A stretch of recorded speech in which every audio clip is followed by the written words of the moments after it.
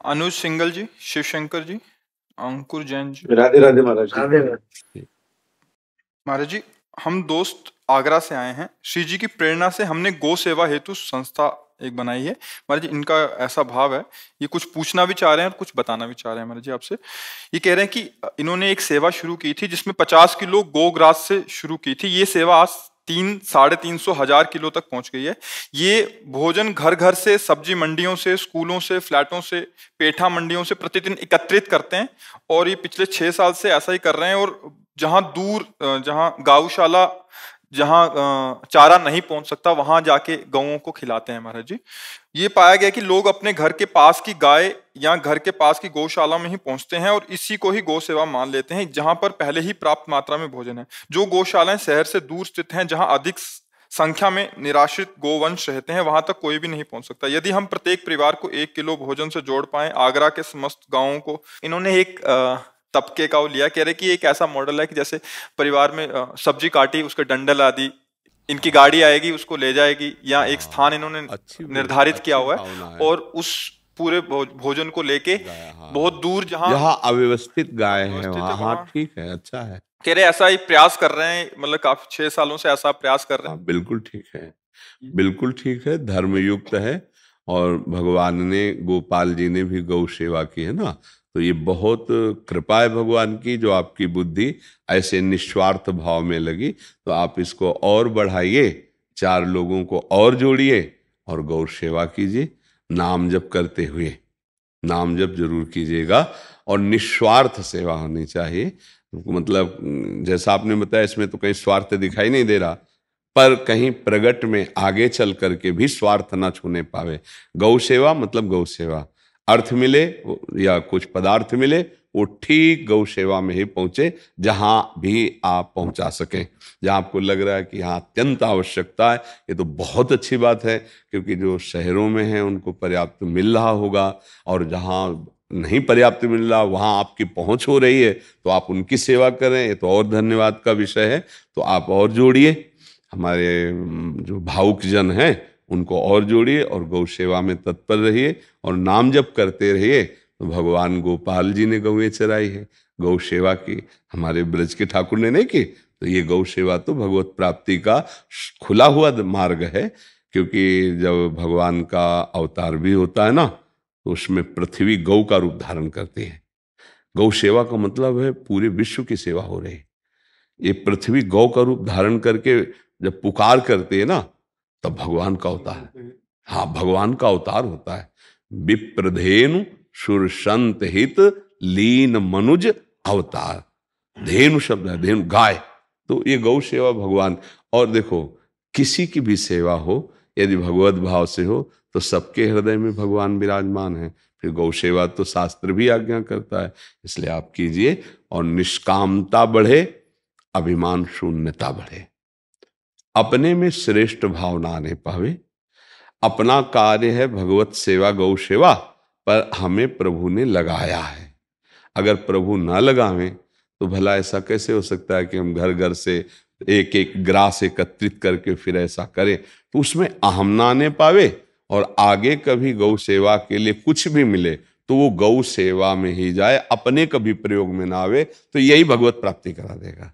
ठीक है महाराज जी, जैसे कि लगभग आगरा में अभी 12,000 गौवंश है जी, जिसमें कि 4,000 को पर्याप्त भोजन मिल जाता है जी। जो 8,000 गौवंश हैं जी, वहां पे 50% खाना पहुंच रहा है। जो फाइट है वो 50% की है, और एक गाय की औसत खुराक जो है वो 10 किलो है। तो मतलब अगर हम 8,000 इंटू 5 किलो करते हैं तो 40,000 किलो का व्यवस्था है।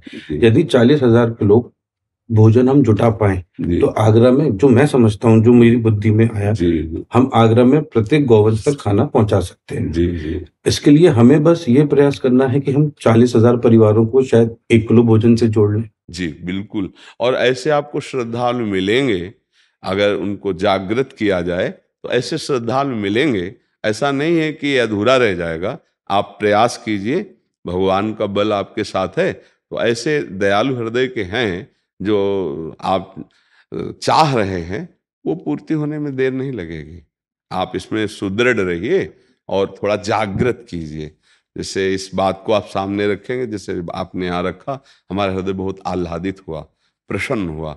तो आप जहाँ भी ये बात रखेंगे, थोड़ा भी धर्म का अंश है तो उसके मन में आ जाएगा कि अगर हम 10 रुपए का चारा भी, तो हमारा सेवा बनता ना, मान लो घर में नहीं है ना, तो हम 10 रुपए का भी चारा लेकर के अगर देंगे, तो एक बार अगर एक गाय के भोजन की व्यवस्था हमारी एक दिन की हो जाएगी, तो ऐसे सब दिनों का चलता रहेगा।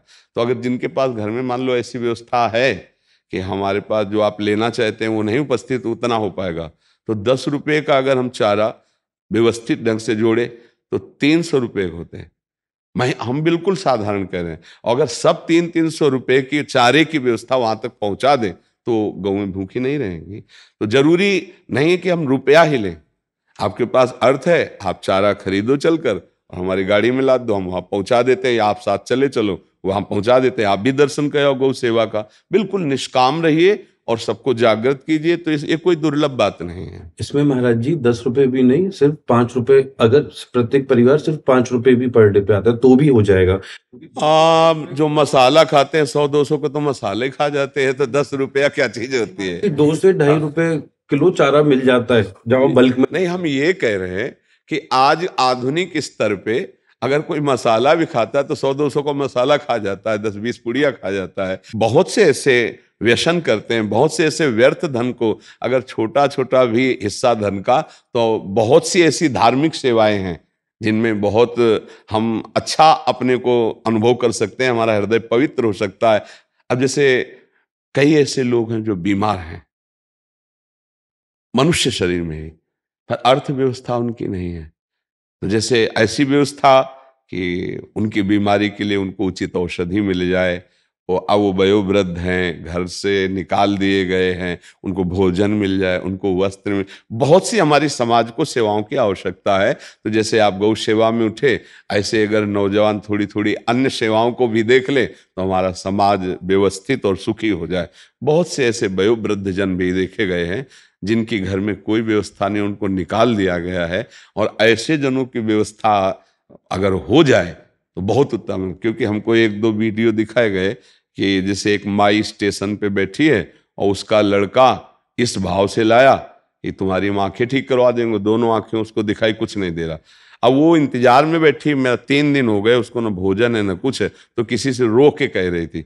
वो वीडियो बना के जब हमको दिखाया गया तब लगा कैसा निर्दयी बच्चा है कि जिसको दिखाई भी नहीं देता उस माँ को स्टेशन पे बैठा लाया है।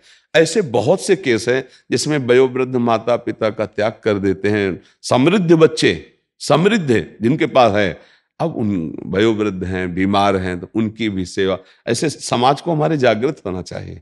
ऐसी जैसे आप जैसे धर्म की भावना करके और एक समूह बनाकर आप गौ सेवा, ऐसे अगर छोटे छोटे हम 10-10 लोग मिल करके अपने समाज को व्यवस्थित और सुखी, रामकृष्ण परमहंस जी ने व्यवस्था की। देखो बड़े बड़े जगह में ऐसे मिशन हैं। अब उसमें है कि अगर आपके पास बिल्कुल व्यवस्था नहीं है तो आधी व्यवस्था तो होनी चाहिए, तो आधी उधर से हो जाएगी, आधी उधर से। ऐसा है, किसी किसी की बहुत स्थिति गिरी होती है। तो हमें लगता है जो समृद्धशाली हैं, विवेकवान हैं, धर्म करना चाहते हैं, तो इन सब विषयों पर ध्यान दें और समाज को समृद्ध बनाएं। आप तो बहुत अच्छा सोच विचार कर रहे हैं, बहुत अच्छा है, और इस अच्छाई में आपको मांगना नहीं पड़ेगा। एक धर्म का पावर होता है, यदि वास्तविक आप निष्काम धर्म कर रहे हैं तो सामने वाले का परिवर्तन हो जाएगा। सामने वाले की श्रद्धा जागृत कर देना निष्काम धर्म का स्वरूप होता है। और ऐसे अगर सेवा बनने लगे तो हमारे पाप नष्ट हो जाएंगे, हमारा धर्म पुष्ट होगा और गोविंद गोपाल जी प्रसन्न हो जाएंगे। ठीक है महाराज जी, आपसे बस ये आशीर्वाद चाहिए कि यही चीज हम पूरे हिंदुस्तान तक फैला पाए। हाँ बिल्कुल, ताकि समृद्ध गोवंश। हाँ बस बस भगवान का आश्रय लेते रहो और निष्काम भाव रखो। 2 चीजें बहुत जोर किए, ध्यान रखना, भगवद आश्रय और निष्काम भाव। तो तुम्हें कभी कोई पराजित नहीं कर सकता। तुम्हारा हर संकल्प, चूंकि दूसरों को सुख देने के लिए, उसमें पावर होता है। जब हम सुख वांछा रखते हैं ना, दूसरे से सुख लेना, तो हमारे अंदर अध्यात्म शक्ति नहीं रहती। और जब हम दूसरे को सुख देना चाहते हैं तो हमारे अंदर अध्यात्म पावर आ जाता है। वो पावर संकल्प पूरा काम करता है। जैसे आपने बताया कि छोटे से शुरू किया, आज इतना बड़ा है, तो और आगे बढ़ाओ, चिंता मत करो। वो अनंत महिमाशाली है जिसके लिए आप सेवा कर रहे हो। बस लक्ष्य ये होना चाहिए भगवान की प्रसन्नता। तो अनंत महिमा सारी, महालक्ष्मी उनके चरण चापती रहती है। ये सब बहुत सहज बात है, कोई कठिन बात नहीं है, आप धैर्य पूर्वक चलिए।